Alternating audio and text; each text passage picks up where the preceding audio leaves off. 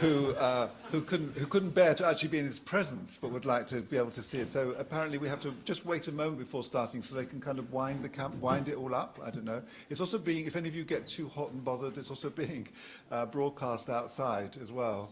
Not because it's not a strike day today, not really outside, but just in the hall out there. Also to say that although we put signs out saying reserved for people who paid, actually there's plenty of space at the front here, so there's no need for anybody to be uncomfortable at the back.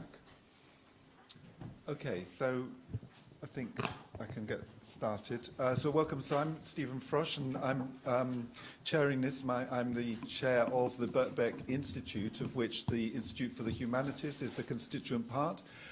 It's, as ever, an enormous pleasure to have Slavoj Žižek back with us. Slavoj is one of the two academic members of staff of the Birkbeck Institute, the other one being Jacqueline Rose, who's the co-director of it, Birkbeck Institute of Humanities, the other one being Jacqueline Rose. And it's great to have Jacqueline here too. I just wanted to say a quick word. So apologies to everyone for the cancellations yesterday and the day before. That, as you know, was due to the industrial action that most of the academic staff and many others here are taking as part of the struggle to try and maintain something resembling decent working conditions, particularly for younger members of staff here. It's a way of we're trying to defend the pension scheme as it currently is, but also, as I say, more generally, the working conditions of staff here, which are bound up with that. And just as the union did, I'd like to express our gratitude to Slavoj for recognising the significance of that, and despite the fact that he'd come all the way, well, it comes specially to London in order to give these talks, to cancel yesterday's and the days before. That does put a bit of pressure on today's, and Slavoj is not going to try and compress all three talks into one. We'll all be glad to know, but rather to focus on the talk that he was going to give us, the third talk, which on the sheet is called A Question of Manners, and which he'll talk about some more. His plan is that we go through till 4 o'clock or just before, and Slavoj is planning to speak for around an hour, I think. A little bit more. Yeah, a little bit over an hour, after which you will then ask yourself the first question, yeah? Yeah, I can, yeah. No, but you know what's the dream of a debate? Yeah. That I give an answer, and then you should guess the question. So Slavoj is now, as you will have gathered from that, involved in the rewrite of The Hitchhiker's Guide to the Galaxy. So anyway, nobody got the joke. People are getting older, aren't they? Anyway, welcome to you, Slavoj. Thank you very much. Just three to begin with. First, I'm really, it's not a joke, physically ashamed for what's happening to me, this paresis of the right side of my face. I mean, here I'm almost a neo-Nazi, like we should have beautiful bodies. If we don't have them, then this mirrors our spiritual filth and decadence, whatever. I'm really embarrassed for it, so I'm doing all the indescribably disgusting things, massages, laser, and so on. But the only way I can react to it is to give you a theory. I think that this so-called paresis mirrors nicely our political predicament. Because it may appear that the muscles here are immobilized. But as doctors tell you, there is nothing wrong with the muscles. It's the nerves. But there is another paradox. You cannot contact or influence directly the nerves. You have to go through massaging the muscles to revitalize the nerves. Isn't this our political predicament? Muscles of the leftist revolt are immobilized, but the problem are the nerves, the theory, the new vision, and so on. But as every good leftist knows, the further is exactly like with my stupid face, that the only way to revitalize the nerves, to provide a new vision, is nonetheless not by directly thinking, but by moving the muscles, and then hoping, that is to say, crowd movements, protests, and so on, and hope that our nerves, we here, academia, theory, will react to me. So this is a good critique of false liberal left intellectuals who criticize the stupid crowds, you know, the masses, like, oh, you take Trump seriously, and so on and so on. No, they, the nerds, are really guilty. And the way it goes on now, I will tell you, Trump will even be re-elected. You know that first, his approval ratings are already over 50%. He's just doing well. I will tell you, at the end, he will even be the big peacemaker, concluding some obscene peace with his twin double, the North Korean guy. No? So that's the second thing. I really feel bad about this. Already changing the topic, condensing it, because already, as you know, if some of you were at my previous seminars, I cheat a lot. Like, it's lucky, like in casinos, what's the big hit, that you get 3 numbers 7 or whatever in one row, that you get me really talking about what I announce in the title. So I really feel bad, and I propose to do the usual thing, that I will send to, where is she hiding? To Magda? Traitor, where did she go? Sorry? Probably went outside. Yeah. I will simply send her at least some texts, which are fresh texts, unpublished, part of my forthcoming book, so that at least you will be able to get, basically, nonetheless, the stuff. So that if you still have time to read, now it's extremely annoying for me, I almost cannot read, because one of the effects is also that my eye is not getting enough water, so I have to put artificial tears on it all the time, and I cannot read consistently for more than 10 minutes. Can you imagine what hell, much more than this C-faced, sorry for vulgar implications, how frustrating this is for me, like that I cannot even read. I mean, then what should I do there? Then, okay, so it will be an easy talk combined with some, now you heard me. Oh. Yeah. With some movie clips and so on, about some actual talk, like the starting point will be Ernst Lubitsch, a Hollywood director which I think deserves to be brought back to life, and I will connect all these with topics of comedy, love, sexuality, and of course, violence, horror. After the extent of the Nazi atrocities became known to the public, Lubitsch's dark anti-Nazi comedy, To Be or Not to Be, as well as Charlie Chaplin's The Great Dictator, were both criticized for downplaying the horrors of Nazism by way of making a comedy out of them. And Charlie Chaplin himself said, I think wrongly, that if a couple of letters after, in early 40s, that if he just were to know the horrors that happened in Auschwitz and so on, he would never have shot his film. It makes it makes it too easy to light, and so on and so on. However, I think that the situation is much more complex and ambiguous.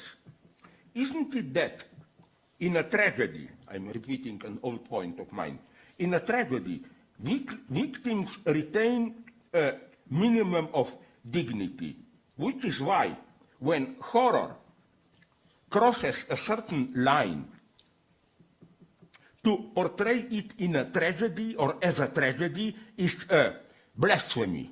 One downplays its to the true extent of horror.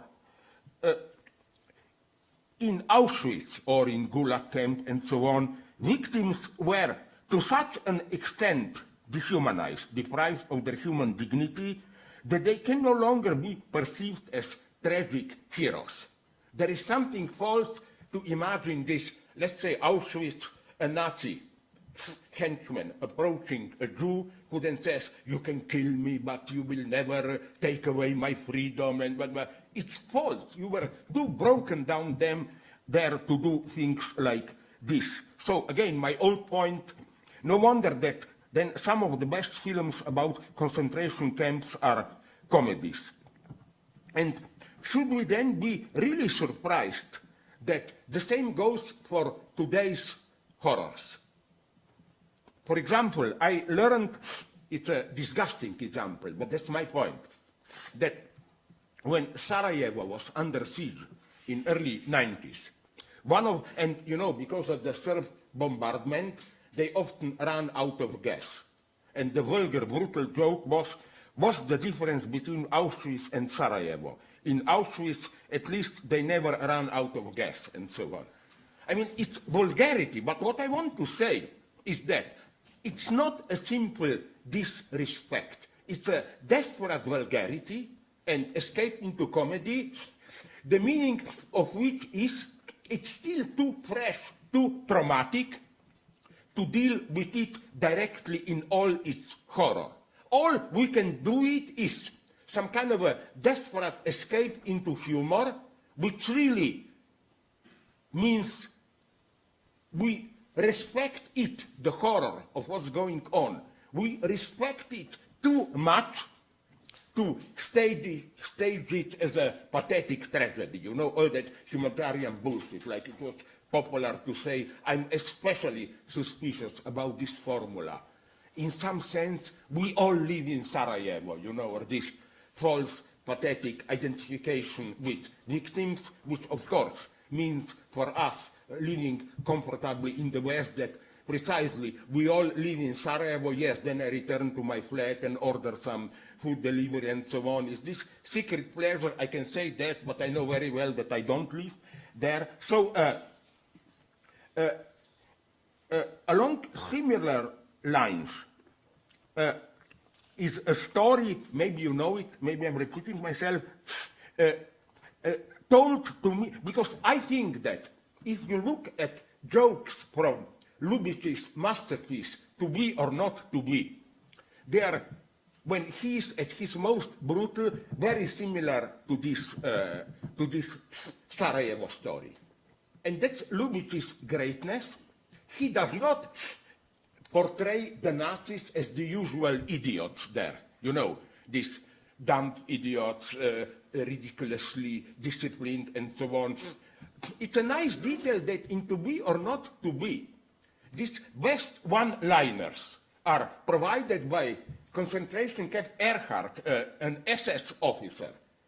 And there are two famous one-liners. One is when this Erhard is asked about concentration camps, you know, he replies, yes, we, the Germans, are doing the concentrating and the Poles are doing the camping, you know, and so on, lines like this. And I think it's a very similar reversal, very brutal one. Happened, it was told to me by Wolf Biermann, the dissident who is now more almost a right-winger in Germany. Wonderful anecdote, I'm sorry if you know it.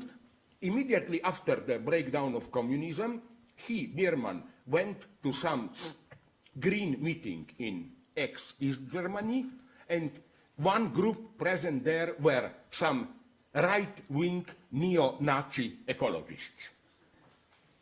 And he attacked them but my God, you praise Hitler, you are Nazis. And he got, I'm sorry if you know it, the answer of a lifetime. I love it. They answered him, no, it's not true, we are critical of Hitler. But now listen to their, they said, they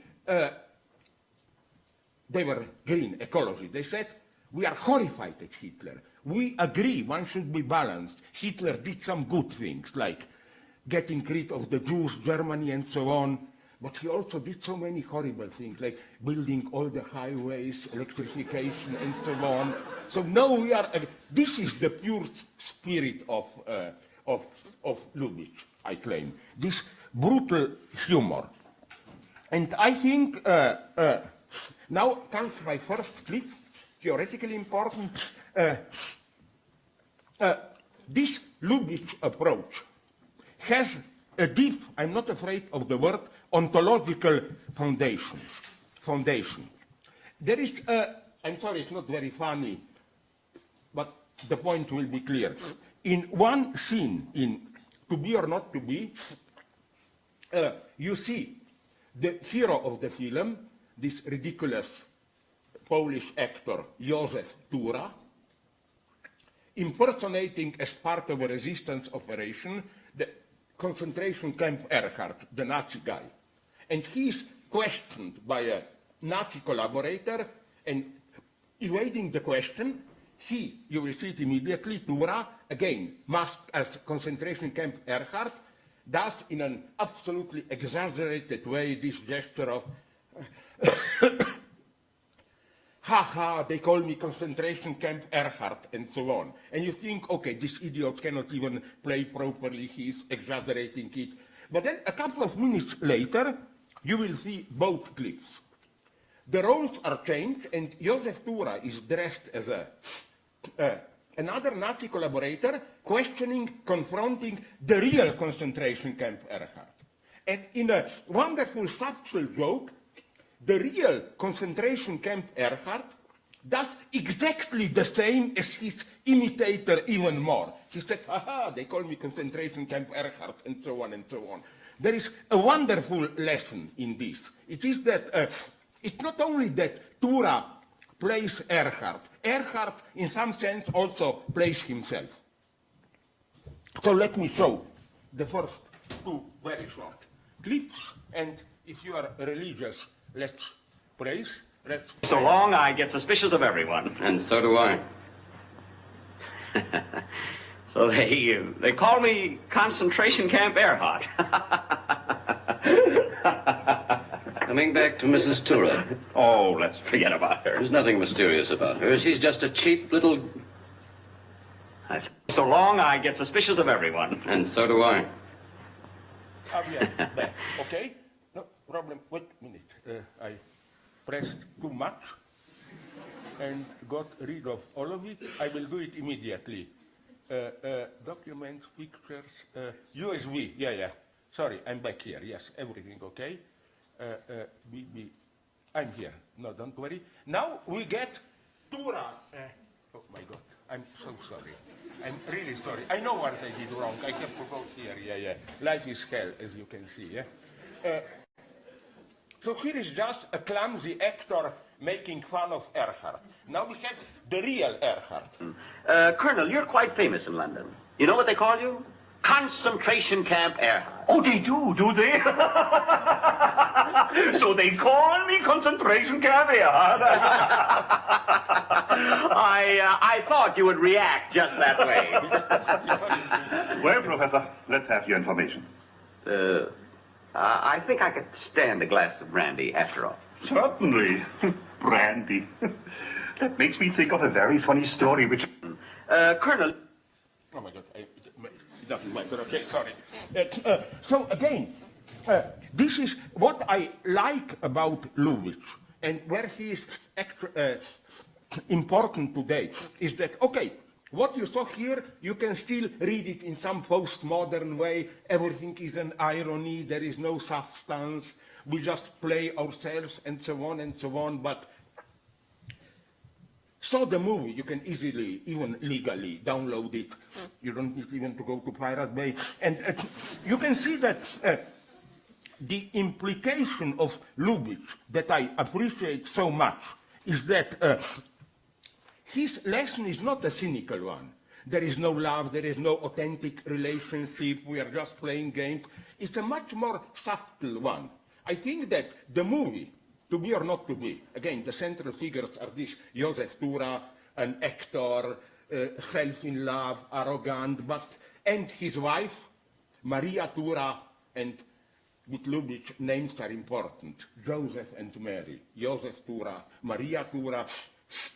Although she is cheating on him, he is exploiting her, but I claim the message is, through all these ridiculous cheatings, misunderstandings, they are the ultimate happy couple. they invented their formula. And I think that's the proper lesson of psychoanalysis. Don't look for happy marriage. Look for a formula into which you include all these stupidities of each side and so on, and they can work in an extremely, in a wonderful way. Like, I remember when I was very young, I saw a caricature in a Slovene comical weekly where you see one old guy running with an axe after an old lady, and their neighbor observing them said to a friend, you see, I know for 60 years that this marriage will not end well, you know, like, but that's the formula. The formula can even be, I'm running with an axe after you, cheating, whatever. That's what Lacan means with there is no sexual relationship. It does not mean this tragic sense, you know, it's always a romantic catastrophe and so on. The art of happy love life, I claim, is to turn the deadlock into a wonderful comedy. It can be done. That's the point of, I will not bore you with it, the best Jewish humor about wives and so on. Don't do it in the wrong way. But again, does this also not point to the limits of the approach of Lubitsch, at least for us today? We more and more experience what was for Lubitsch still a joke as something that is now simply enacted in real political, ideological life. Recall Erhard's legendary quip that I already mentioned it. We do the concentrating, Poles do the camping. Or there is another legendary quip. Josef Tura is, in the movie, a great Shakespeare author, who, of course, plays Hamlet in a slightly ridiculous way. And he, masked as a Nazi, asked the real concentration camp Erhard, did you hear about a Polish actor called Josef Tura? And you know, the answer he gets, it's for this joke that the movie was censored. They didn't want it. A wonderful answer Erhard gives. Yes, Josef Tura. Yes, of course I know him. He is doing to Shakespeare what we Germans are now doing to Poland, no, and so on. I mean, I find this so subversive and much more deeply anti-Nazi that, you know, you don't make Nazis just those clumsy idiots, whatever, shouting Heil Hitler and so on and so on. Okay, so we are doing the concentrating, Poles are doing the camping. Today, if you ask a Brussels bureaucrat, for example, about the politics of austerity, I think you can well get a similar answer. Yes, we in Brussels are doing the politics, the Greeks are doing the austerity or whatever. I mean, and not even mentioning to look at Donald Trump and so on.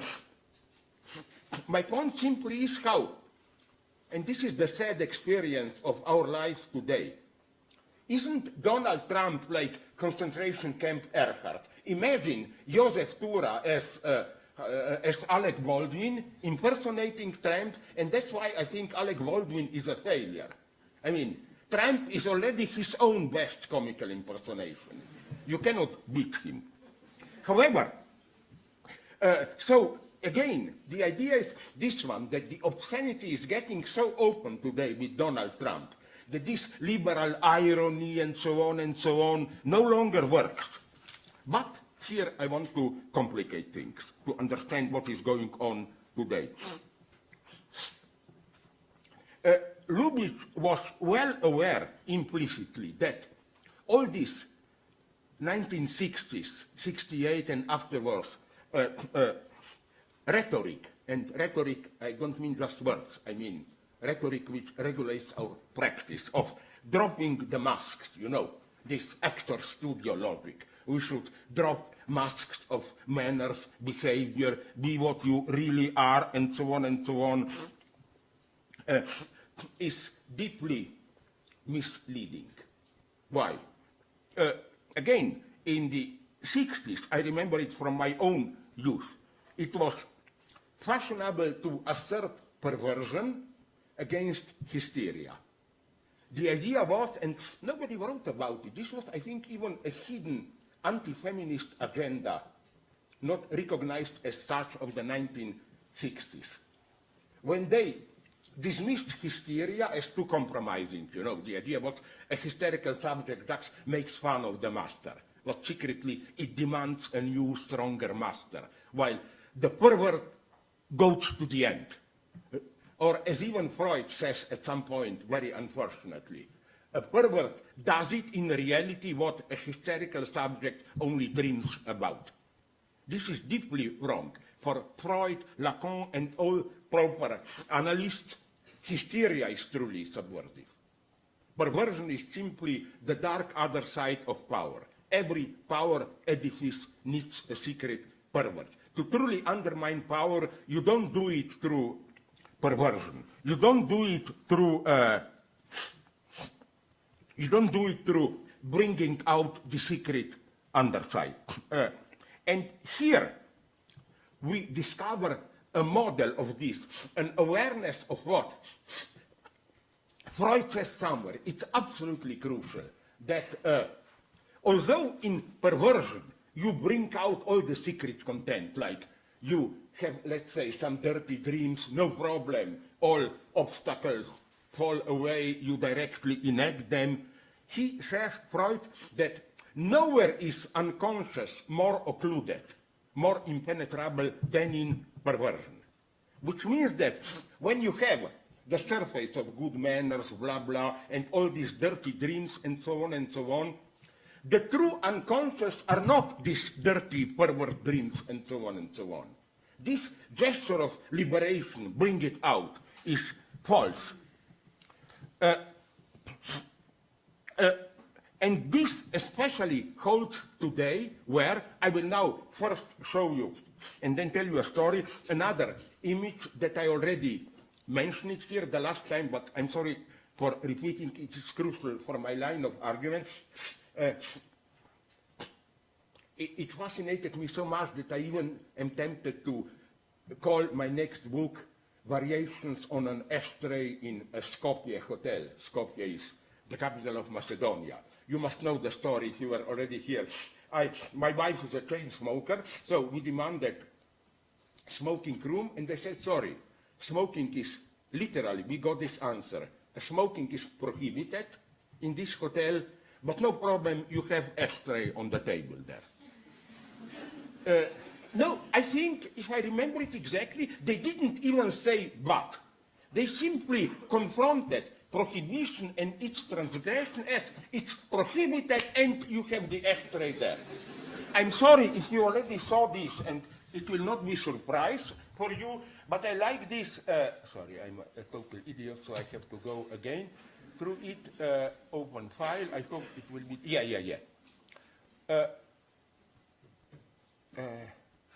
The minute. Okay, that image disappeared. It doesn't matter. Okay. Right. What I wanted to show, because it's not there, it should be the ashtray. Okay, doesn't matter. So what we were shocked about is that when we entered the room, there was really an ashtray, and as the illustration on the bottom of the ashtray, it was a sign smoking prohibited. I think this is the best metaphor of where we are today. Isn't this the exact reply that you get, for example, from the Americans when, if we are to ask an American CIA manager, do you torture?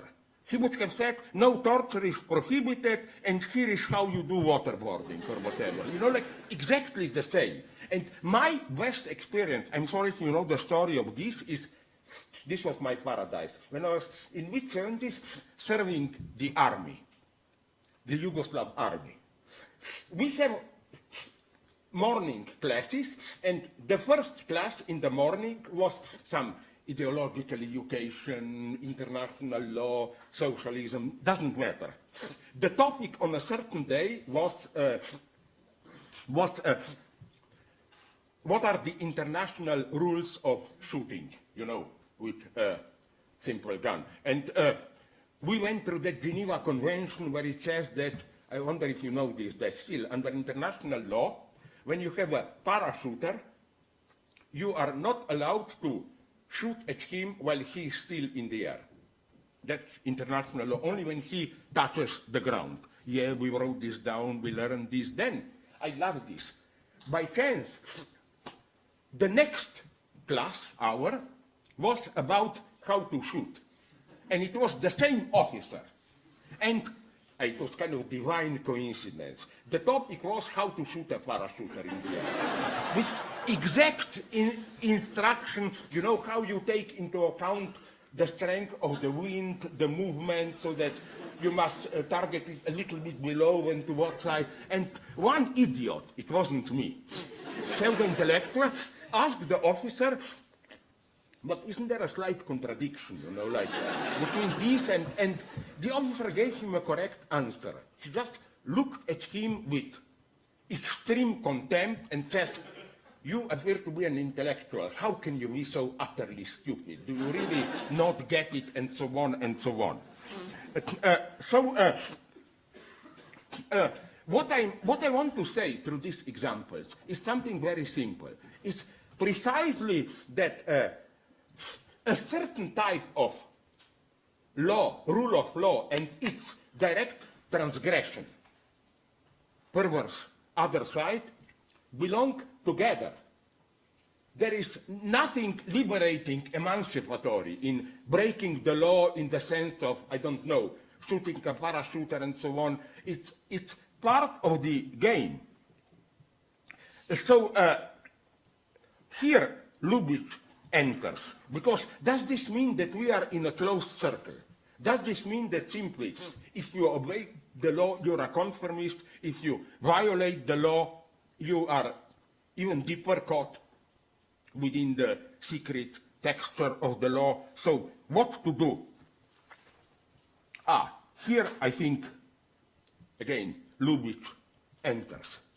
The idea, and a very nice Freudian idea, is that precisely when you drop the mask, in the sense of, you know, let's forget about prohibitions, let's do it directly, and so on and so on. When you do that, what you do not just violate the explicit prohibition, you precisely miss the true unconscious point, which is the unconscious in this simple opposition of public law and its obscene, perverse transgressions, which are always, remember, the secret part, but part of the ruling ideology. The true unconscious point is a much more subtle, marginal point, and although I don't like Sex and the City, I wonder if I already used, I hope not this example, but I have to blame someone. My wife was watching it at my mistake. In one episode, something happens which I quite liked. It's the correct Lubitsch point. The girl who is the ugliest there officially, but my favorite one, I hate all the others, Miranda. She is with a lover, they make love, and then the lover tells her that he likes this obscene talk while they make love. And tells her, talk dirty to me, it would be much better, and so on and so on. Okay, it's difficult for her, she gets gradually used to it, and then she goes too far. But in what way? When she says all the dirty things and so on, no problem. But then at some point she says, I've noticed how during making love you enjoy it when, while we are doing it, I put my finger into your asshole. He withdraws instantly. You know, this is a beautiful example of what I'm talking. You can talk about, I don't know, fucking with 3 men, with a dog, blah, blah, no problem. But this is the touchy point. This is the true unconscious tiny detail. What Lacan means by symptom, not the symptom, but that condensed response. And in a way, all that, tell all the dirty things and so on, is to avoid this type of truly traumatic point, phantasmatic kernel. And also, in this episode of Sex and the City, it's also nice how the misunderstanding between Miranda and her lover follows Lacan's formulas of sexuation. The lover is a male, so he understands his request in masculine terms of universality based on an exception. Talk dirty, say everything, but implicitly accept that. Like, basically, the lesson is, tell me everything implicit, just don't mention your finger in my asshole.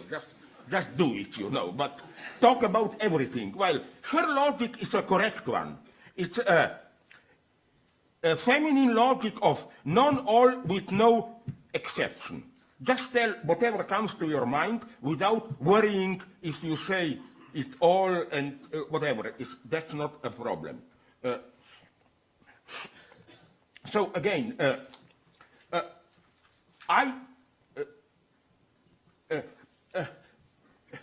and this is, I think, what Lubitsch is doing.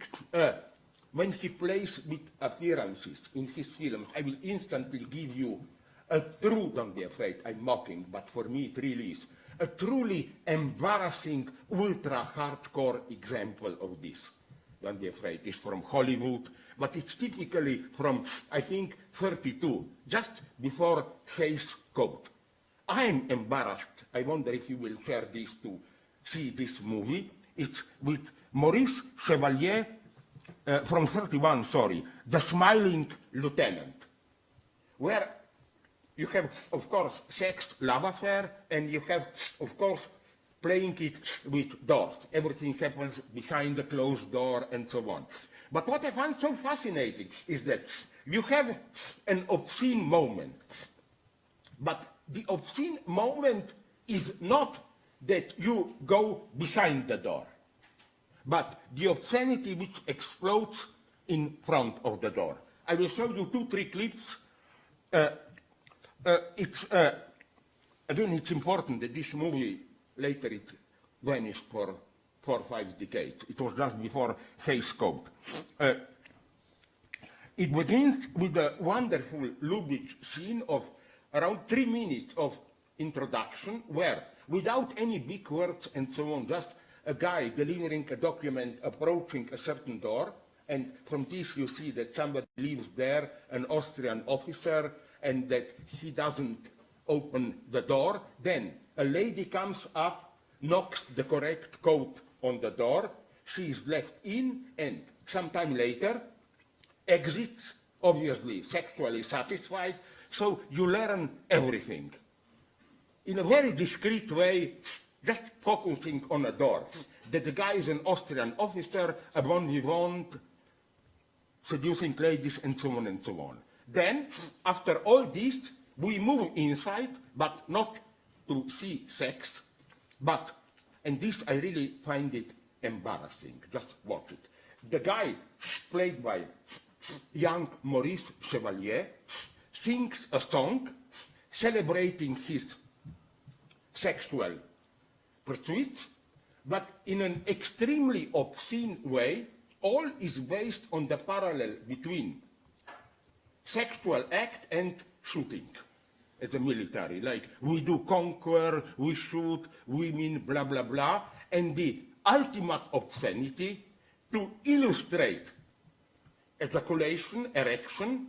He uses the term like shooting, ratatata, ratatata, and so on.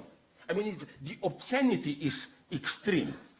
And then you will see the final scene of the movie, because then I will not go into the story. It gets very complex how he and a princess got engaged. He doesn't want to make love to her. At the end, the princess finally seduces him. And at the end, again, this obscene song. I mean, it's worth seeing, these clips. To be honest, I refer here to my Israeli friend, Yuval Kremnitzer, who did a nice analysis. So first, the exposition.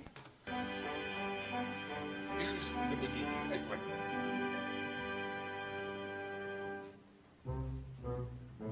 Everything will happen here, it's wonderful.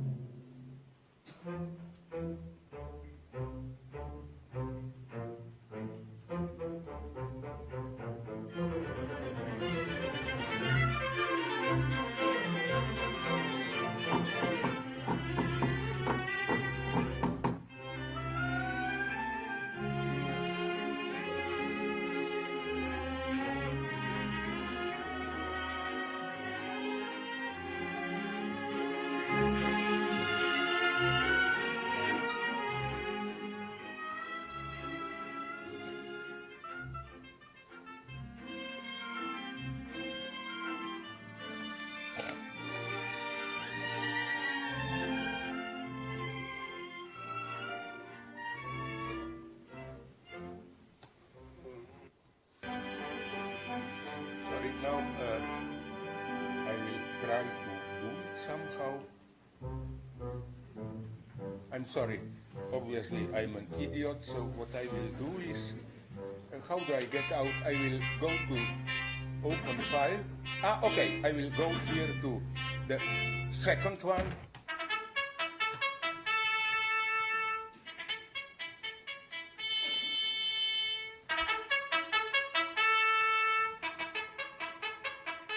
Now comes, I'm sorry, but this is for me worse than hardcore and though we never use a gun, we're still on active service, though we're through with fighting.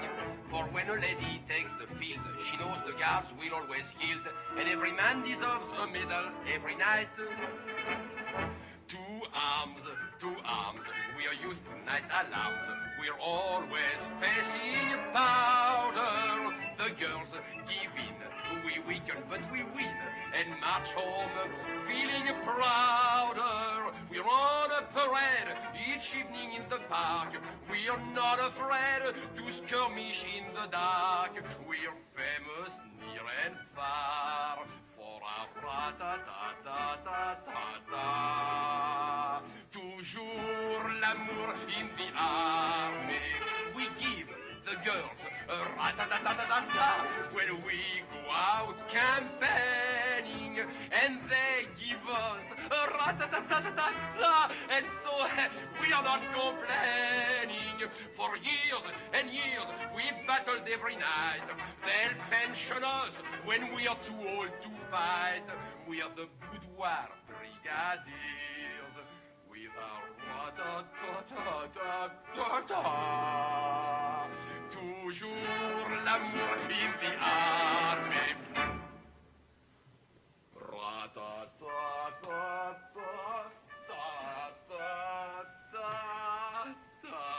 Now all the complications go on, and then it's worth seeing for the extreme obscenity the final scene. This princess is now re-educated in sex, and she will finally seduce him. See?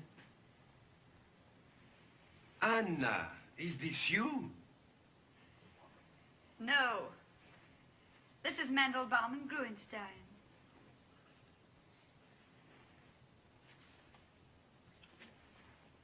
That's me.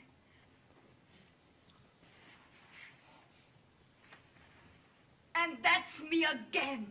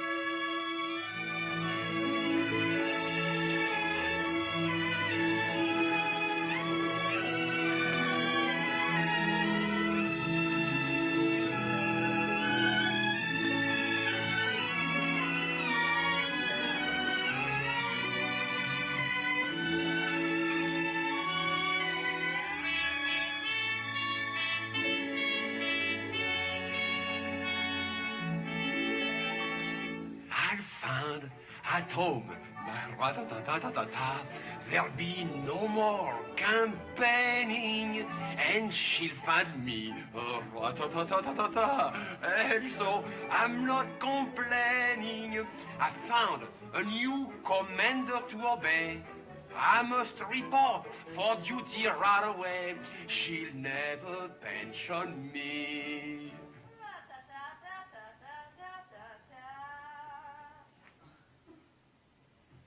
Toujours l'amour in the army.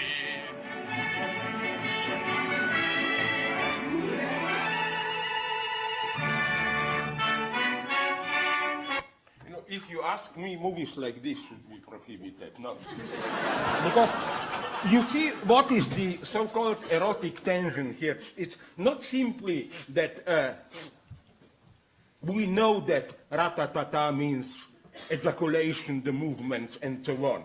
But what adds obscenity is this very obscene form. Like if you take ratatata, the words away, you lose precisely the erotic dimension. And I claim this ratatata is that embarrassing detail, like in Sex and the City, sticking the finger up your ass, which makes all of it really,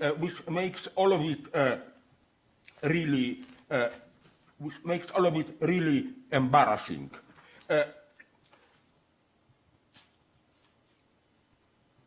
Again, of course, I am totally, I'm totally opposed to this entire scene, which I'm well aware, even if it superficially turns around the relationship and men serve women and so on.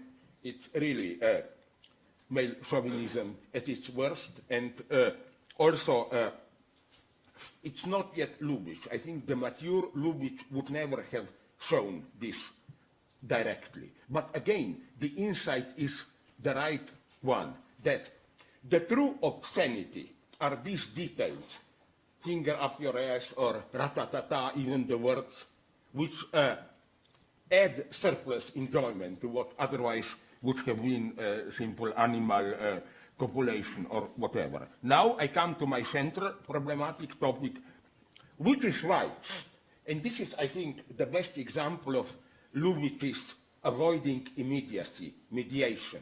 Mediation is not just about not showing it directly. And then we all know what it means. Mediation means that the very form of not doing it directly eroticizes it.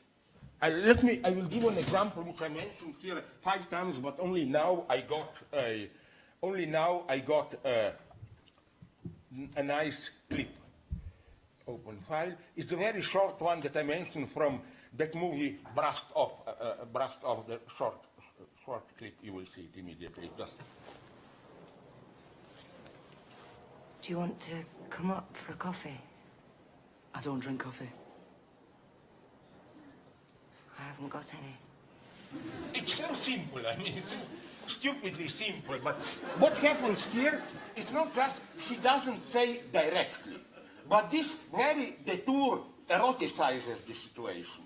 Can you imagine her saying directly, I don't care about coffee, come up and fuck me? I mean, it's, you know, it's not only that it would be too vulgar direct, but it would have been precisely de-eroticized.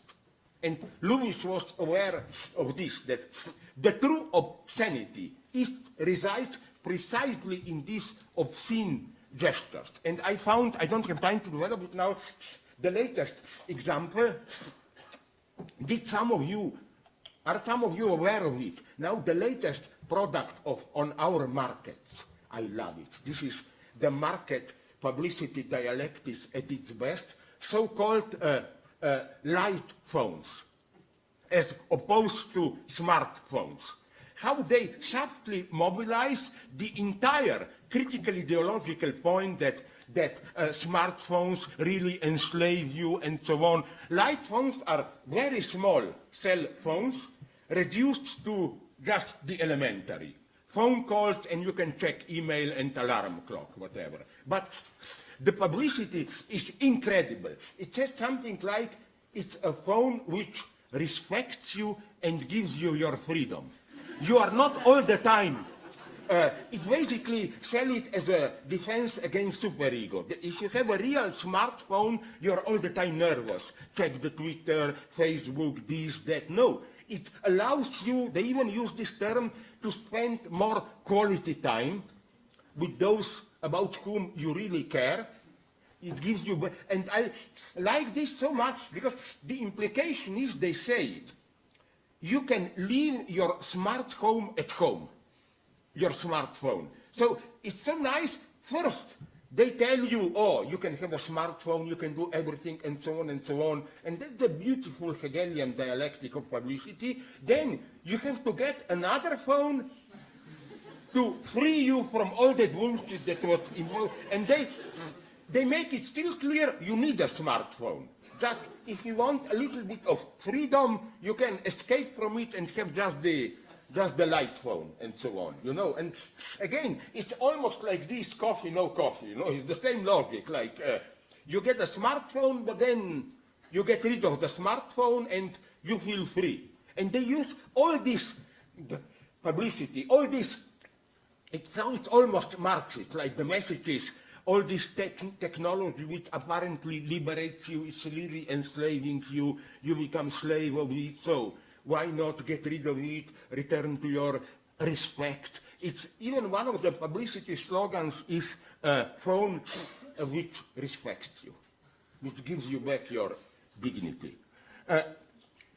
Okay, back to the main line, which is why I think Lubitsch would have been horrified at the idea of today as one of the offsprings of Me Too and so on, the idea of sexual contracts, like, you know, to be truly sure that we are not harassing each other, the partners should sign a contract stating there are different versions. The basic are they both agree to use a condom or not, you profess your religious orientation, you have AIDS or not, and the limits, like anal sex, yes and no, and so on and so on.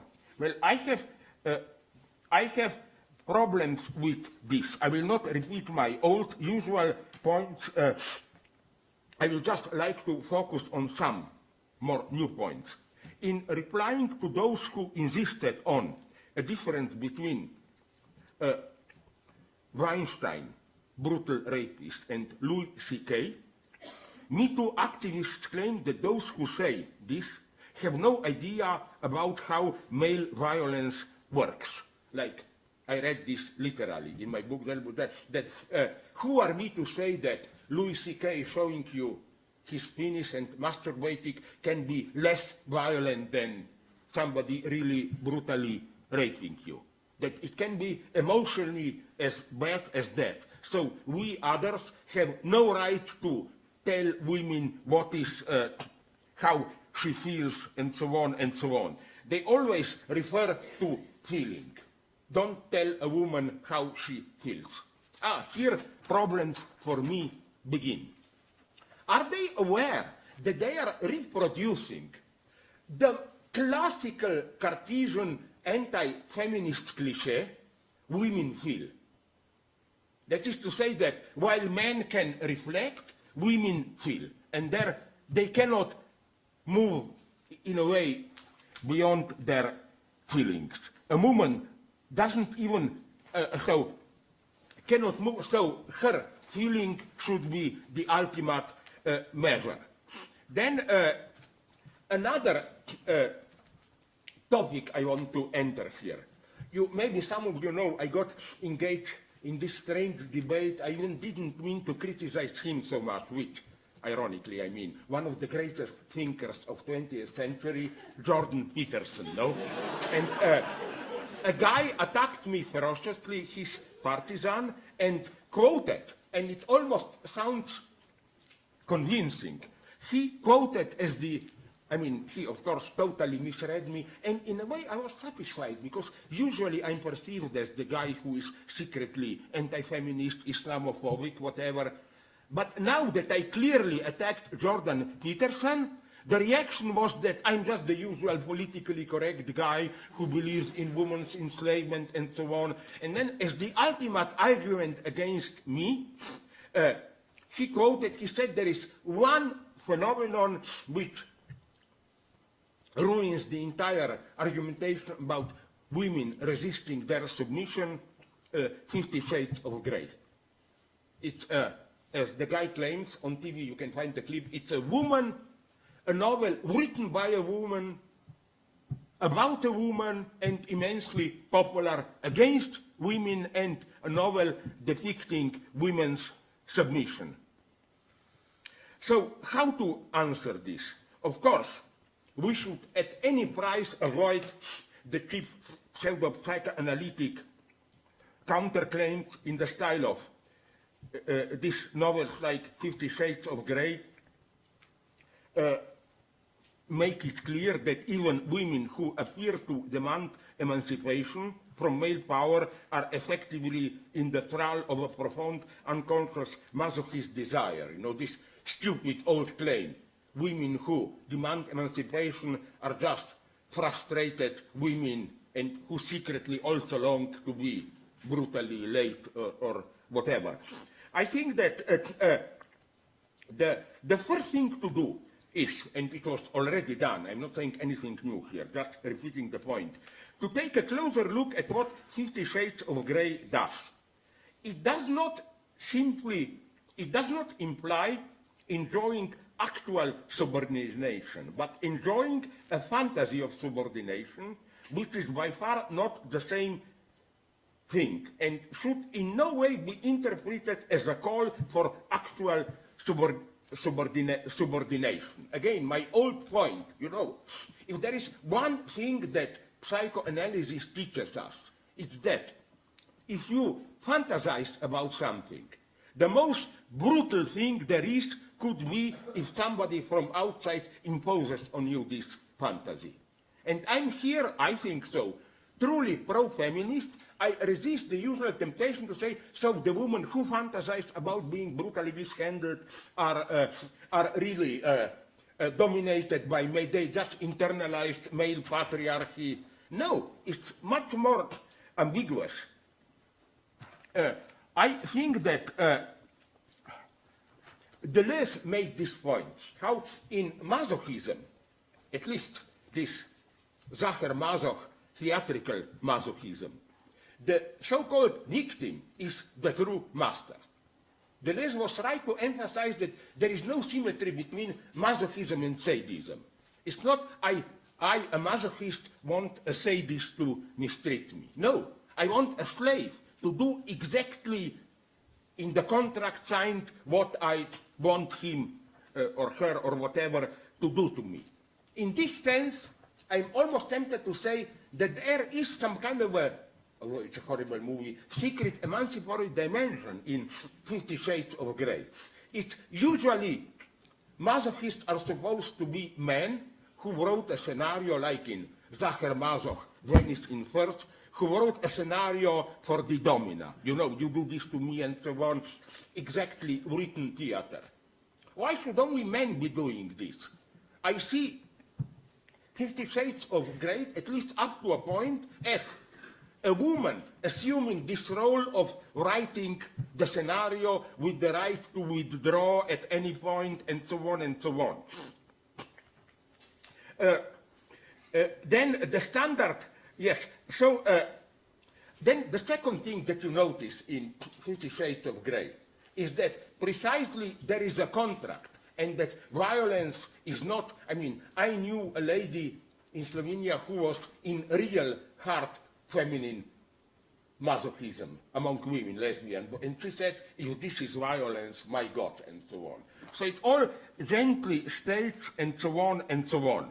So my point is that, yes, that's difficult maybe for some politically correct persons, but part of feminine liberation, emancipation, should also be, if I am a masochist, I demand the right to write the scenario, to control it, and so on and so on. Why should only men be allowed to have their dominance, and so on and so on? Such a masochist staging, controlled by a woman, up to detailed point, has nothing to do with real brutal violence. And just an improvisation here, it's not very deep theoretically, but I want to say, what bothers me a little bit, at least in the public image of this Me Too campaign, is how it focuses on a typical scene, which is that of casual sex, a guy seducing a lady or brutally imposing himself on her, and then is the lady coerced into saying yes, and so on, all that stuff. Okay, this is a problem, I agree. But so many things which can be, in a way, even more violent, disappear here. For example, yeah, it's so charming to read about movie stars being harassed by producers and all that stuff, but what about the daily horror in millions of marriages where a woman is exploited by her husband? It's not direct violence, maybe from time to time beaten, they are married, she cannot leave the husband, and so on. This is a much less attractive phenomenon of violence, but of course, it's not popular to talk about that. So let me go on. Next point that I find problematic in this feminine this movement is the idea, basic idea, that no means no, it's not enough. That there can also be a coerced yes.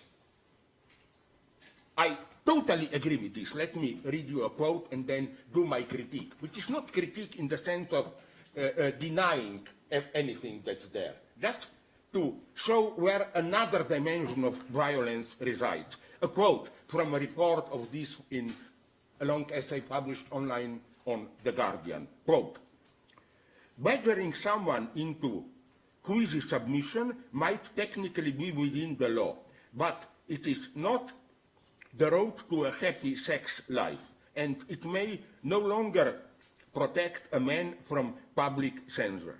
What young men should look for is not the potentially ambiguous absence of no, but the enthusiastic presence of a yes, yes, yes, or affirmative consent.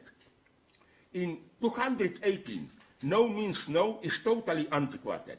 It puts all the pressure on the person in the most vulnerable position. A woman, that is someone that if someone doesn't have the capacity of the confidence to speak up, they are going to be violated. If somebody isn't an enthusiastic yes, if they are hesitating, if they like, I don't know, at this point in time, that equals no. End of quote. To avoid any misunderstanding, I totally agree with this. How, this wavering yes means no, it's a subtle game, no problem here. What I reproach to this quote, line of thought, is not that it's, as usually liberals, Catherine Deneuve type of liberals do, don't they go a little bit too far? No, they don't go far enough. Why not? Let me elaborate it a little bit. What is problematic is what they call, in this quote, the enthusiastic pressure of a yes, yes, the enthusiastic, presence of a yes, yes, yes. I immediately see here an opening for ridiculing women. Imagine, I'm sorry to be almost personal, imagine, sorry, I apologize in advance, that you, and you have the full right to do it, you see a guy, you like him, you want to fuck him. But let's say the guy is, why not, it's not bad, very politically correct. And it doesn't work in that way, some ambiguous hints and so on. He is afraid that it's not a full yes. So how do you then express this enthusiastic yes, yes, yes? Sorry, but the implication is that what? Should you jump ahead of him, yes, yes, please fuck me, or whatever?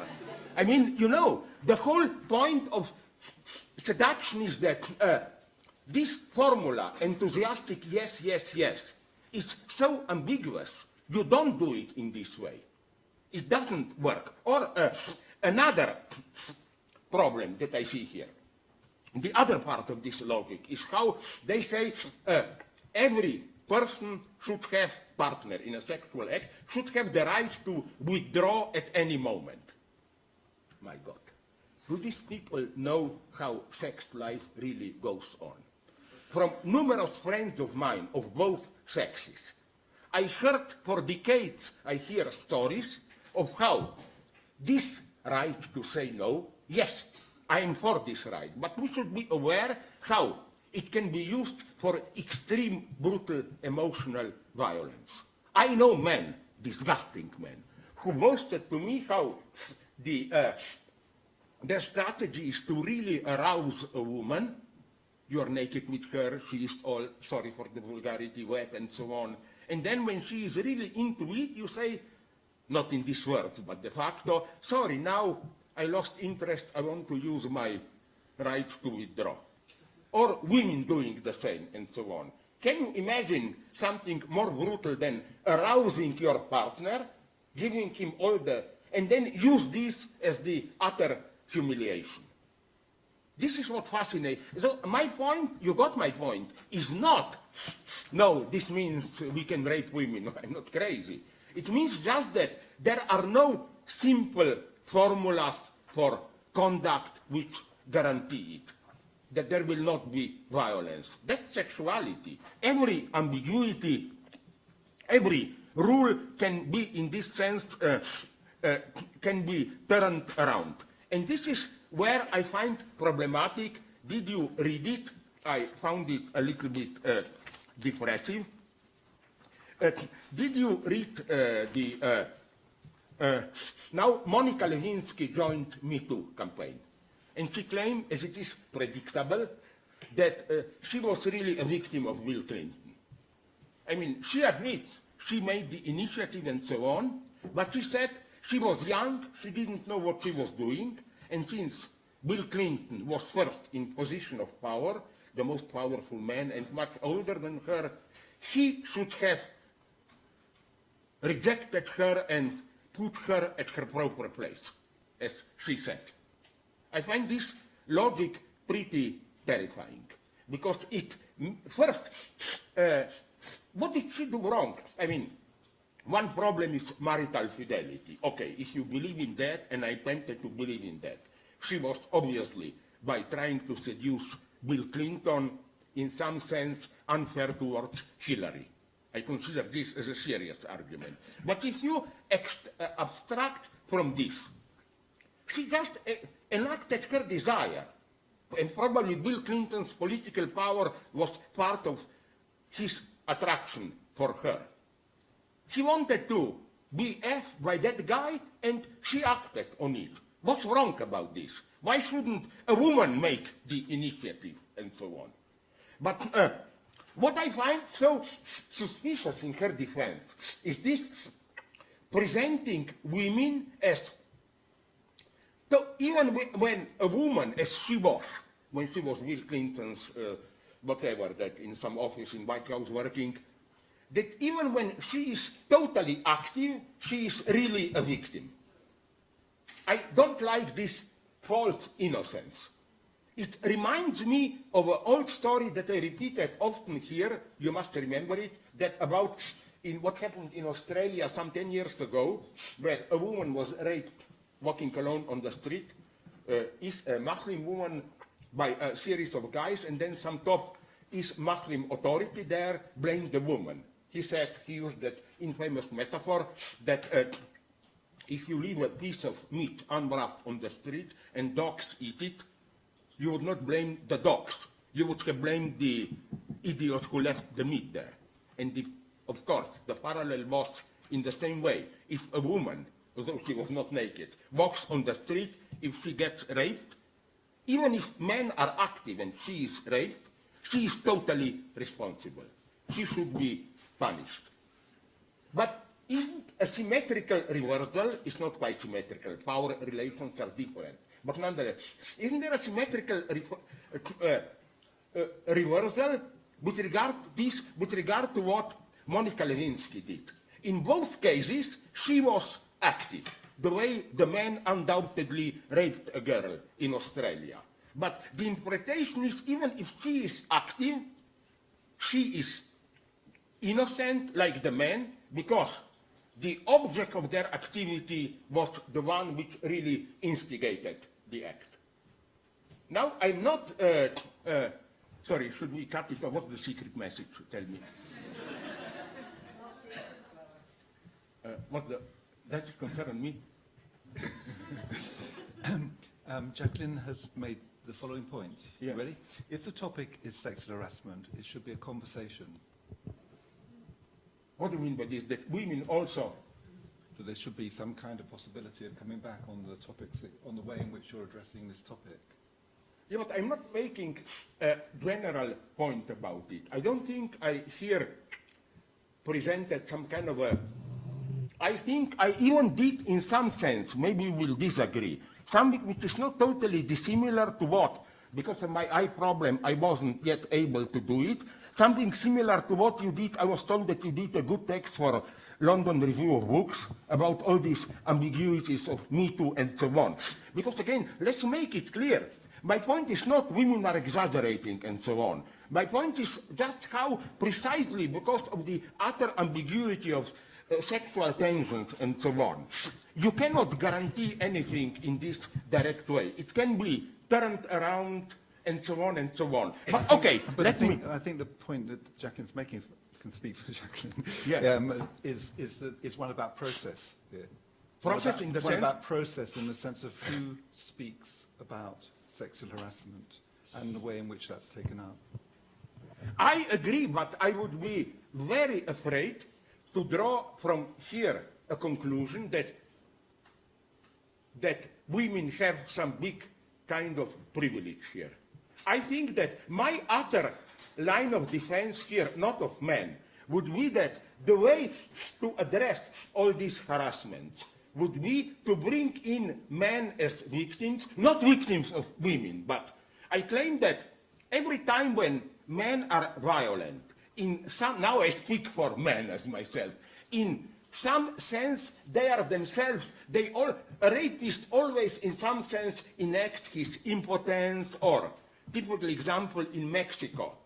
I read books on rapes here, there, and it's always the example that men who feel threatened by single women. So I think that the way to fight it is not to make men innocent victims of circumstances. No, we are responsible when we rape. I'm not saying, no, we are not guilty, blah, blah, blah, with that. But what I'm saying is that our aggressivity and so on is not simply a sign of our power. It's in some deeper sense a sign of our impotent frustrations and so on. We are also the victims of the situation. You want to make a very quick point? I mean, so we're talking about men and women, but what about children involved in all this? Victims of paedophilia, you know, the perpetrators tend to be men. Yeah, but where do you see here? Okay, I agree, but that's another topic. Why do you think that I'm soft there? No, my answer there would have been just, and I'm here absolutely without mercy for pedophilia. But what fascinates me is how things changed from '68. I often repeat in my text this story.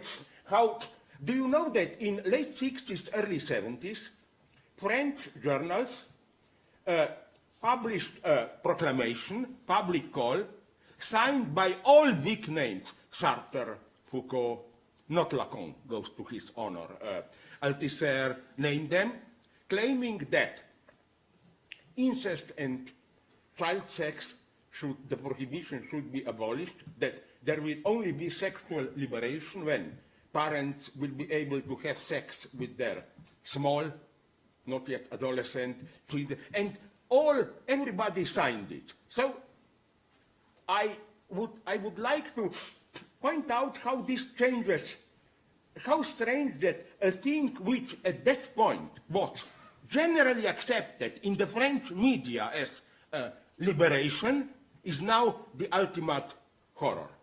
So maybe we should just move on to the last bit of your talk, and then we can pick up the issues in a more conversational way. So again, sorry, with children, I'm fanatically against child pornography. My point is not, I'm just saying how, although we should be against child pornography, I still think that this elevation of children, of raping children, pedophilia, as the ultimate sin, is part of an anti-Freudian move. With all our sexual liberation and so on, we regressed with regard to Freud children are considered innocent, asexualized. It's considered almost the ultimate sin. So it just interests me, this historical shift of how what began as a, I remember when I was young, some British feminist, if I'm wrong, I think Shulamit Firestone, wrote again how the true liberation will only become when parents will be able to sleep with their children and so on and so on. Now this is the ultimate horror. So nonetheless, things are not as automatic as they appear here. So again, okay, I'm getting caught here. Maybe we should. Maybe I should stop here. My central point is not that everything is blurred and so on and so on. We need precise rules. But I think that at least we should shift, as it were. First, we should be aware that while we need firm legal regulations, and I think, for example, do you have it in the UK, a regulation like that it makes unwanted, imposed sex in a marriage also a rape? Can here wife prosecute her husband for rape? That's, for example, something maybe much more important than all the politically correct stuff for me. Can you even imagine what unthinkable horrors are going on at this level? I mean, let's turn to this misery of daily life. And also, what I don't like here is this idea of the basic scenario of Me Too, which is as if the original scene is poor girl, man aggressively attacking her, harassing her, and then how can she defend herself? Yes, it's very important and so on. But now I will say something extremely vulgar. But millions of people, men, women, and others, do want to have sex, desperately even. And I think the most refined forms of violence are precisely those who manipulate this desire for sex. The problem is not how to protect women from male desire, but how to make them subjects who can regulate it, instigate it, and drop out when they want, and so on and so on. I would like to have not a woman who is just afraid, oh my God, how that guy looked at me, I never felt more objectified, and so on and so on. I would like to regulate how a woman comes and says, desires, I want to fuck that guy like crazy. How do I do it? That's the true sexual liberation for me. That woman is expected to do it, and even more. Can I just conclude with a funny detail? But it's prohibited. Funny. Yes, but it's prohibited to mention it. The majority of women and men, let's face it, I include myself in this category, are, in some vulgar sense, not beautiful, not sexually over-attractive. I know I can be accused if I say this for, you know, like, seeing others only as sex objects and so on and so on. But it's a brutal truth, which means that, like, can we imagine the not suffering in the sense of torture, but the inner turmoil and so on of people who are simply, most of their life, not in a position to be sexual objects, where we have in Slovene, you I think also have it, this nice expression that the other potential partner simply looks through you, you know, you are not noticed. Millions are terribly suffering like this. How to approach this without falling into sexist traps and so on and so on? I mean, there is so much more to say here. And again, that worries me. Because, you know, to finish, Arthur Koestler, we know him, he wrote something precisely apropos of Holocaust. It was very heroic. He said that the horror of terrible crimes like Holocaust is that it doesn't corrupt only the executors. in some more subtle way, it corrupts also the victims. And, you know, these problems emerge here. Okay, I will stop now just to tell you that what I will do at a much more serious level in at summer school. What am I doing now?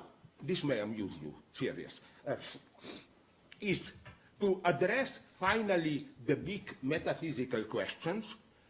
We have now Habermasians who exert some kind of authority, and then we have these new ontologists from Graham Harman, new materialism, object-oriented ontology, this happy return to ontology.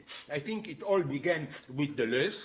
You know, the idea is the reaction against deconstruction. Like deconstruction is caught in this vicious circle of just deconstructing in some abyss of reflexivity, offering these happy visions of, like Deleuze, these multiple happy worlds of, I don't know, multitudes interacting and so on. Even Badiou is too much into this, I think. This idea that this eternal focus on negativity should be finally left behind, and we need a new positive ontology. I'm opposed to it. I'm radically opposed to this, but nonetheless, they are approaching the right question, which is, like, I always asking this my deconstructionist friends, like Avital Ornell and Eduardo Cadava in New York, okay, cut the bullshit. What do you think? What is reality?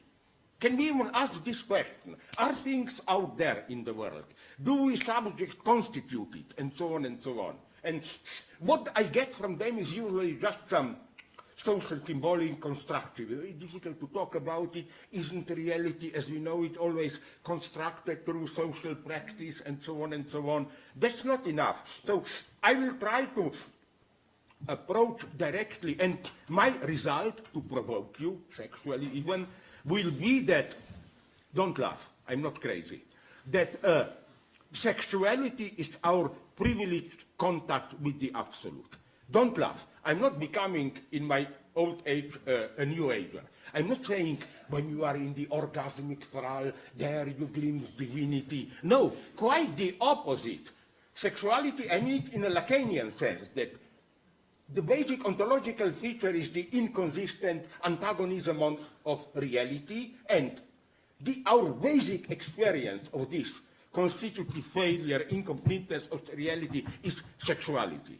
In this precise sense, sexuality is our contact with the absolute. I will develop all this later. Now, believe me or not, I stop talking. Thank you. Thank you.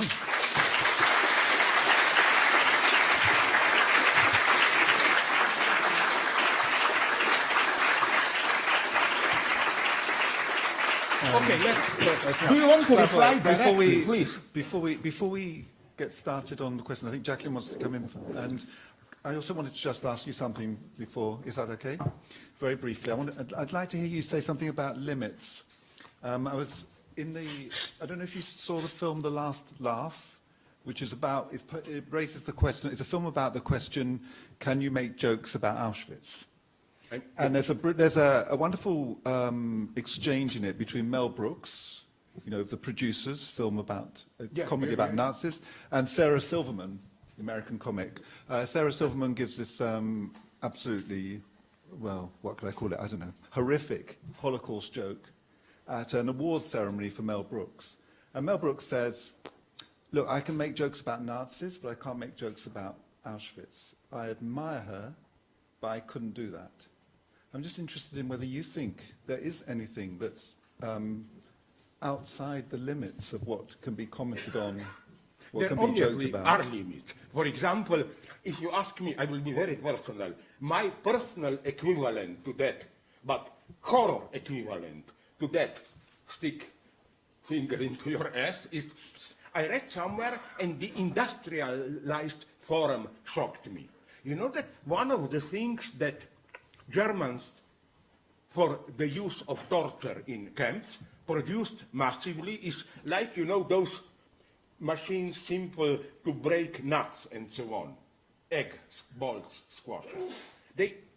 So that you put a testicle and squash it. And there is something for me, okay, I can imagine it, although in no way doing it, that some brutal thug in an act of despair squeezes your balls. But isn't there something terrifying in how you industrialize also but this? I think I find it a little bit difficult. But I think I'm asking you what you think your responsibility might be at the level of what can and can't be spoken about and how it can be spoken about. I think with regard to political correctness that it all, I'm a Leninist here, concrete analysis of a concrete situation, it all depends on the discursive effect. If the effect is, without any doubt, that of horror, not of secret pleasure. And my model, I mentioned it here, of secret pleasure is, and it's confirmed again, I spoke with many people. Did you see the TV miniseries Handmaid's Tale? I'm against it. Because I think that, and all my friends are confirming this to me. Yes, you're supposed to be horrified that new patriarchal world, but all my friends are secretly enjoying it. My God, how wonderful, they treat women like this, that ritual, that ritual. They are all fascinated by this world. They cross the limit for me. Although nothing horrible happens, the limit is, does the horror depicted feed you with some obscene enjoyment? The limit is strictly at this level. And you can go pretty far here. I think we even talked about it. You know what he did? Maybe problematic. Larry David. In one of his Curb Your Enthusiasm, he has a party stage where two guys meet, two survivors. One Auschwitz survivor and one survivor who won the TV reality show Survivor. And they fight who suffered more, and of course, because it's a comedy, the reality TV show wins. You know, like, at least you in Auschwitz, you were in those warm huts, what about me out in the jungle then? And I am tempted to buy this. It's not humiliating, because we all know it's a bad taste joke, and the way it is shot, we all know that's the point, that you cannot even compare the two, that the true horror was Auschwitz. That's the presupposition of it working. So my answer would be, one has to be, instead of simple direct rules, Auschwitz is out of touch or whatever, one should ask this crucial question. Are you meant to be horrified by the victim? How does it work? Or is it secret enjoyment? As Lacan said, we are always responsible for our enjoyment. Okay, thank you. Jacqueline. I would like to respond to Slavoj, but I realize there's hundreds of people in this room who may want to say something. But you can speak on their behalf. Like no, I'm sure the hundreds of people would like to hear your response. Yes. I thought we should just see whether people would like to speak first. No, Jacqueline, let you go. All right, I could be as co-director of the Birkbeck Institute of Humanities, where I'm a colleague with Slavoj, but I have a responsibility to respond to this evening's talk. And we've had conversations about this before. Let me start by saying, you say in the summer school you're going to talk about something much more serious. I don't think anything could have been more serious than the discussion that's taken place today, in terms of what it touched on, the question of limits, who speaks for who and how. Yeah. I think those are the questions that have been raised in a fully gendered dimension by what you presented this evening. Let me start by saying that I think your analysis of The Smiling Lieutenant is fabulous. And Too simple. Much more can be said. See the movie. Sure. Okay, I will see the movie. No, I'm not sure I could bear to see the movie. But anyway, I thought that was quite you and your most brilliant side. And I also thought your point about the 1960s, when perversion was seen as radical, whereas it in fact is the other side. Yeah. And the suspicion of hysteria, which is much more in touch with the unconscious, was a kind of anti-feminist plot. So there were really strong points in what you said, which I appreciate. But yeah, the but's coming. Okay, the but is, I'll put it at its crudest and then I'll please. elaborate. You cannot speak for Monica Lewinsky. For? You cannot speak for Monica Lewinsky. You cannot tell her what she was experiencing and what she wanted and what she didn't want. What Monica Lewinsky has done is not turn herself into a victim, she's turned herself into an agent by speaking out now and by rereading the experience she had as a young intern. You spoke entirely from the position of her assumed desire. You cannot speak for her, you cannot assume her desire, you cannot speak from that position. Neither can I, by the way, but still, nonetheless, I think this is a real problem. Your description of the Me Too movement as a Cartesian anti-feminist. But that specific feature of it, yes, yeah. because it says that women only feel, is for me a parody of what the Me Too movement is. The Me Too movement, as far as I see it, is to do with thought, organization, reinterpretation of original and earlier experiences, reflection and struggle. That's to say, it is not about turning women into victims. It is saying there has been an abuse of power, but it is saying that in response to that, you can organize, speak, communicate, learn, rethink, and remodel what should be the correct power relations between men and women in the field of sexual life, where I agree with you, all the bets are off, sexuality is lawless. It seems to me that what the Me Too campaign has presented us with is the problem of the vicious endgame of sexual harassment, which is about power, right? Yeah. About not saying all men equate with that identification, because then feminism is finished if all men and women say that, right? It's finished. But also at the same time saying there's something about sexuality which evades the law, and how do you put those two things onto the same page? And in relationship to your question about protecting women from other things than harassment from Harvey Weinstein, which is bad enough, there is in British law coercive control. It's passed into British law in the last few years, and it is about all the forms of domestic abuse that take place inside families. 700,000 farm worker women wrote to the cheap Hollywood pundits and said, we are being abused on a daily basis. I think what's really crucial about this movement is that it is allowing women to speak in a way about victimization which does not re-victimize them. And I think you have to get that double turn, otherwise it's too easy to parody it, it's too easy to call it out as a Cartesian plot saying women are only feeling. I think that's the last thing that it is. So I just think there's another discussion to be had, and you know, I've said this to you before, Slavoj, we've had this conversation. I would like more awareness from you of what it means for you to speak in that way, to demonstrate the most violent moments with physical gestures, to ask us to relive them with you. There are moments when it really, something works for me, as in perversion, as in the Smiling Lieutenant, and then something just goes off. I think what Stephen was saying was there's a limit that gets crossed, and it makes me feel very awkward on behalf, and I'll be very dualist in this case, on behalf of my women students and colleagues, some of whom are sitting in the room here today. So I felt I needed to speak. At the same time, as you know, your work on psychoanalysis and politics, it continues to be of importance to me individually and to many other people. Thank you. Okay,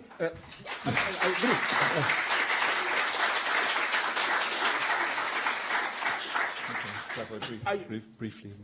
Briefly, yes. I agree almost with everything you said, but nonetheless, I want to be more precise here. When you said, I don't have the right to speak for Monica Lewinsky, but I'm not, I just follow her words. What I objected to is her self-presentation as, the guy, Bill Clinton, should have controlled me, I don't know what I was doing, and so on and so on. I'm not saying, yes, she's guilty, she knew what she was doing. I'm saying she had the full right to do what she was doing. She said he was abusing his power, and of course he was. Abusing, okay, but you know, now I'm sorry for, now I will really speak as a male chauvinist. If a nice young girl comes to you and raises her skirt, you know. How do you know that's what happens, Slavoj? Her description in her book, I read it. She describes the scene. She gave him the document, then she withdrew and raised her skirt. Her description in her memoirs. So, you know, yes, you can say this, but I would like to assert her as a subject. So would I. Yeah, like also in the, about Monica Lewinsky, about this Cartesian stuff and so on and so on. For example, the case of what Louis C.K. was doing and so on and so on. I think the case also against him can be made, as you said, in a much more reflexive terms, you know, like what he was also doing wrong and so on and so on. What bothered me is, and I do find it quite often, this reference just to, you cannot tell me what I am feeling. I'm almost tempted to say, with all the horror this implies against women and men, ultimately I don't care what you are feeling. Because your feelings are not the truth about you. You can be feeling good about something which is horrible. If there is a lesson of psychoanalysis, is that the moment a woman feels bad, hurt, it's usually the beginning of liberation. The true horror, the true victims are for me women who are objectively abused and people feel good in it, accept it. So for me, that's my whole point. Feeling is not the ultimate measure. And I would like more, but again, what you said, I hope we are here clear. I am not in any way trying to, although, I will give you the ultimate argument here, which is also against men. I always hear this, who am I to talk about women, how they feel? Yeah, but it's automatically assumed that women can talk about how we men feel. That if I were to be Weinstein, and he's a disgusting guy, I don't have any problems with death penalty. I'm an old partisan of death penalty. Even the guy like Weinstein, my solution would be a good Stalinist trial where he would demand death penalty for himself, but okay, that's another story. But what I'm saying is that if I were to be Weinstein, I would say, it appeared as if I'm putting pressure on you and raping you. But how do you know what I felt? I really felt provoked by you and I was the real victim and so on. It's bullshit. But precisely, there are rapists who feel like that they are really victims. And I'm just very distrustful of feelings. And out of my respect for women, I think they can do it much better than playing this feeling game. And if they are doing wonderful, I totally agree. I mean, I wrote about this, a mega thing is happening today.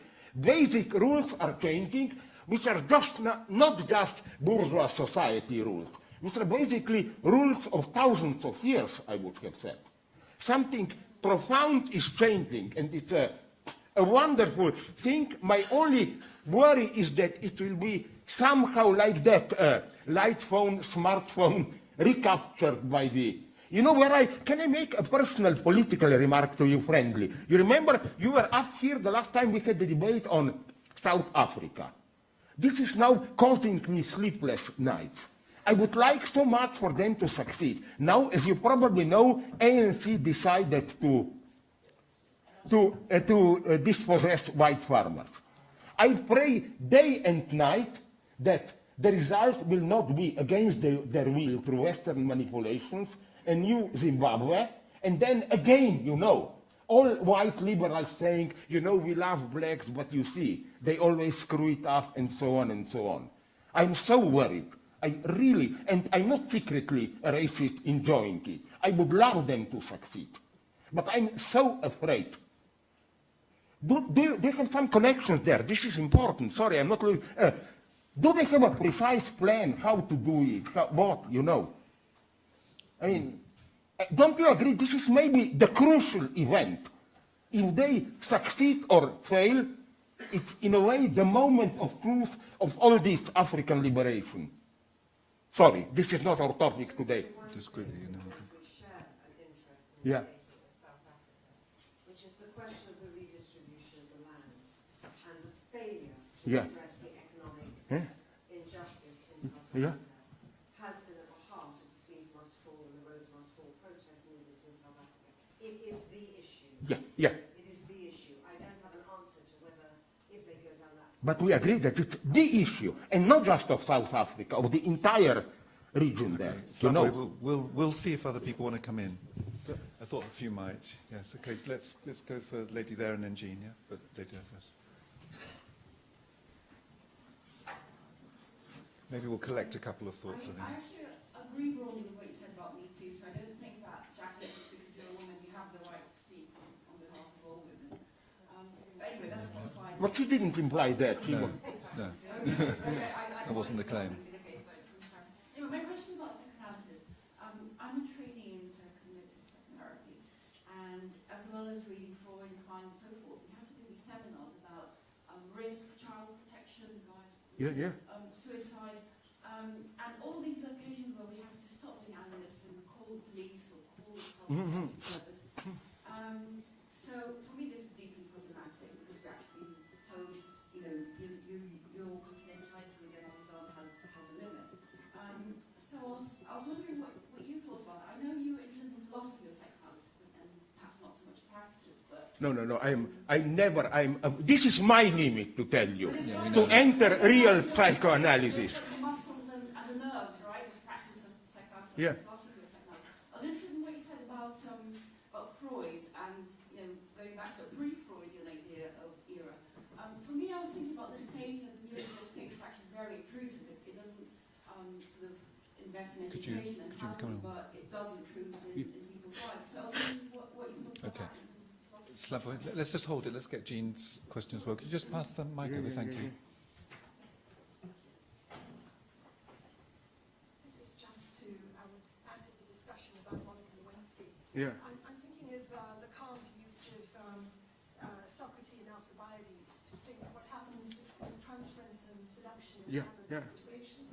That Alcibiades thinks he wants to be seduced by Socrates, but actually what Socrates understands is that he really wants himself. He wants his own desire. He wants a transference of his own desire. So he doesn't give in to this seduction of Alcibiades. And that's what happens what should happen in psychoanalysis. If you respond to the seduction of the analyst, you shouldn't be an analyst. Because the analyst, actually, by refusing to be seduced, allows you get the point. And I think it's the same thing wherever there's a power relationship, there's a transference. So, you know, Clinton was the head of the United States of America. She was a young teenage girl. As there was the power differentials means that there was a transference. And so I do agree with her that it was up to him to set the limits. Okay. Maybe I'm here, I find myself... Let's take one more. There's a man right at the back, sorry.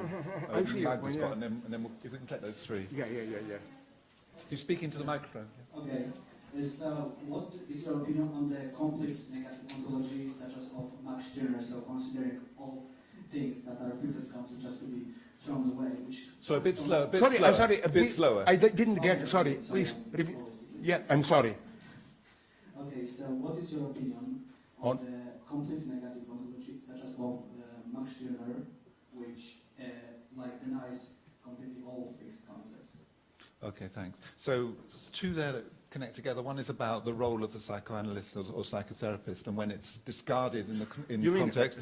No, that's that one. And then Jean's question, Jean's point really about the significance of the psychoanalyst's own austerity. And then this question here about negative ontology. Seems a broad one, that one, but what can you do with that in 2 or 3 minutes? Oh my God. Okay, I'm sorry, but prefer to begin with you. I know it's a beautiful logic. I'm sorry if I'm now brutal, not against you, but against many Lacanians, at least in France, that I know. I can say this. Maybe if somebody is recording it now, they can prosecute me that. So don't do it. Almost all Lacanians that I know violate this rule. To be extremely brutal, they screw like crazy with their patients or whatever you want and so on and so on. Some of them even claim that you manage it intelligently. Having sex with them with a distance can... Can I just come back on that? I know many patients of Lacanians who have been violated by top Lacanians in France, and they have been devastated by it. The analysis has been ruined, and they've been unable to go back into analysis, and their desire has been affected, their lives have been hugely affected. So I speak close to a lot of women who've been abused by Lacanian analysts. I totally agree with you here. My problem is just with, okay, now, my God, I will appear as one example of a role that I usually make fun of all the time. I know, but you know where I find a little bit hypocrisy here in Monica Lewinsky nonetheless. But she knew fully that she had a transference, that this is the most powerful guy in the world. That's what probably attracted her to him. And now I will say something horrible. If you abstract from question of violating marriage, blah, blah, fidelity, what would be wrong for him to have a little bit of sex discreetly with Bill Clinton? I don't think anyone would be really hurt and so on. Who knows? Probably not. Why shouldn't she say, not complain, but yeah, I wanted to have sex with him discreetly there in the corner of the Oval Office. But when it came out, she paid the price in a way that he didn't. Here I would, yes. This was, here I totally agree with you. And that's why she almost took her life. The effects went That I agree. No, that was shameful, I know. But don't forget, the real evil character in the story is a woman, but another woman. Who was that evil Republican woman, you remember, who manipulated her and so on and so on? Yeah. No, but I agree with you. I agree with you here, but you know what's my problem? But admit something else. Even in, forget about psychoanalysis, in ordinary flirting and so on, sex, there is this power component is always there. And it's an impossible task to say, you know, like, sorry for vulgarity, that's my style. I flirt with a woman, let's do it, and then any one of us say, sorry, there is a power differential, transference, we cannot do it. I don't like this. I think you should simply take transference into the game. I wouldn't treat transference as a necessary absolute obstacle. Like, okay. Do you want to? No, sorry. Just the last one, which was that Stirner and so on. It's a nice philosophical question, but I will talk more about this in July in the summer school. I am. So you all have to sign I don't like, if I got it, if you identify Stirner as a guy who advocates some kind of radical negativity, dissolving of all forms, and so on and so on. I don't think there is something really radical or, you know, today it's much more radical to propose a new, even if it's fixed, more just social forum than to play this game. Every forum alienates us, ossifies us. I don't believe in this sense in radical negativity, even in sexuality. Let me tell you a terrifying, very short, don't worry, accident that happened to me once in the United States. It's a disgusting evening where we didn't know each other after my talk, and we were asked by a professor, each of us should present his field of work, his job, where he's employed, and his sexual orientation.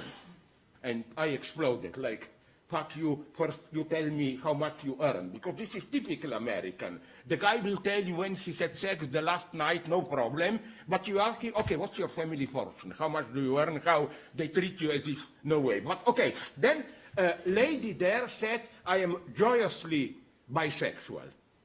And I find it very sad because later I overheard her saying to a friend, isn't this sad, that she really is heterosexual. But she felt that if she says this, she will appear too fixed, too conservative. And she said she felt that it suited her career better to claim that she is more dynamic, shifting identities, and so on and so on. I'm totally opposed to this cult of, you know, you shift your identities, you reconstruct yourself. There is nothing necessarily progressive in it.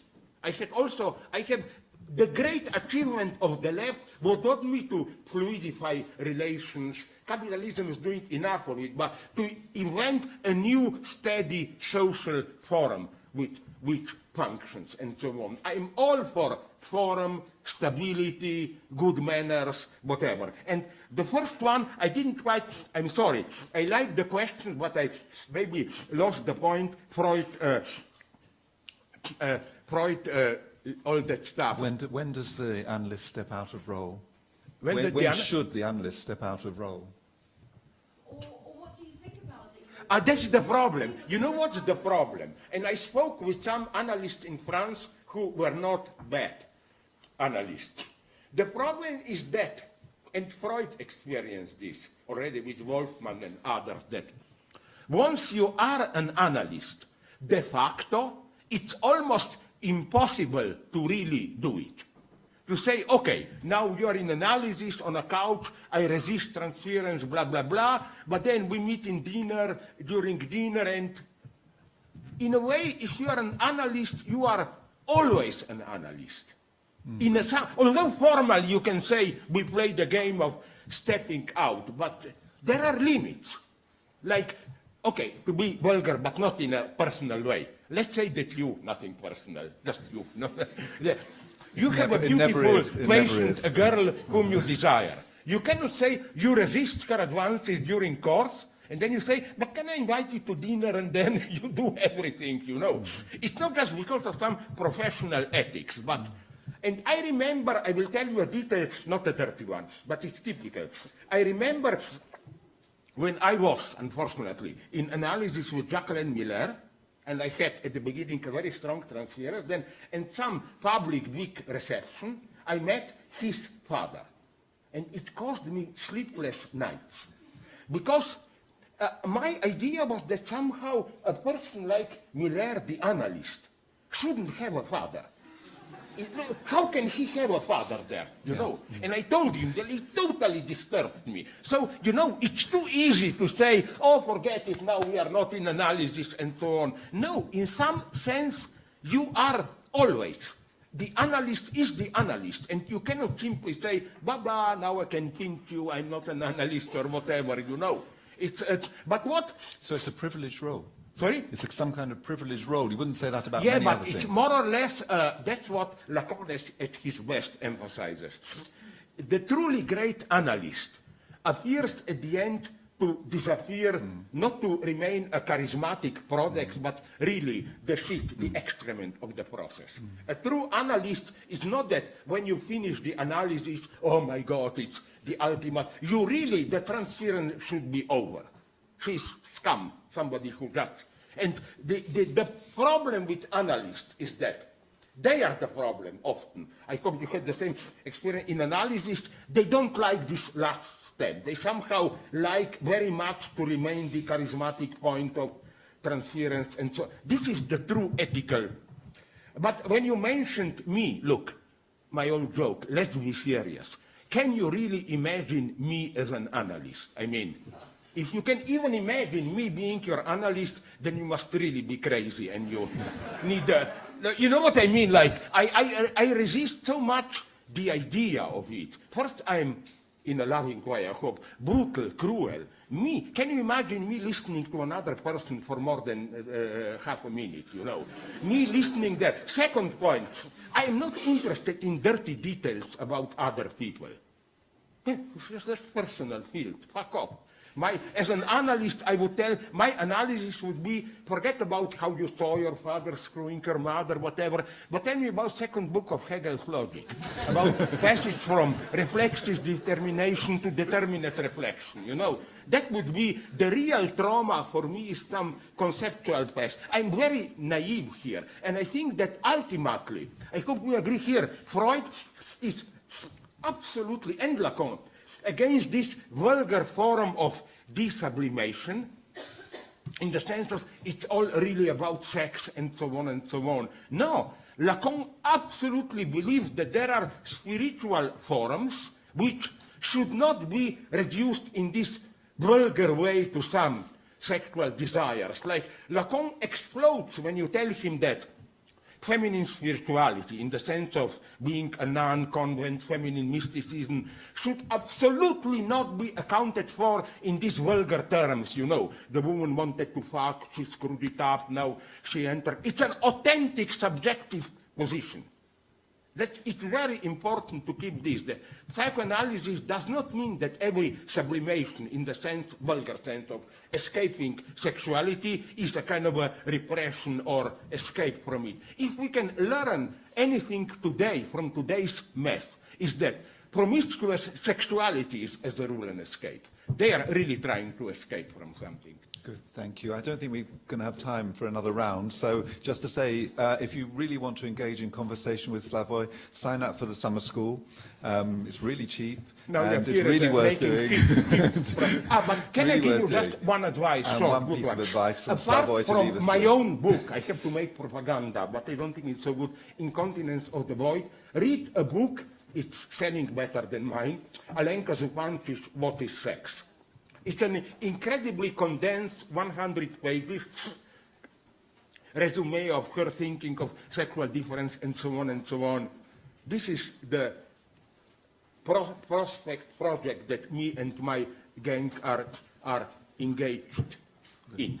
Thank you, Slavoj. Thanks, everyone. And I'm grateful to you for your patience with my disgusting face.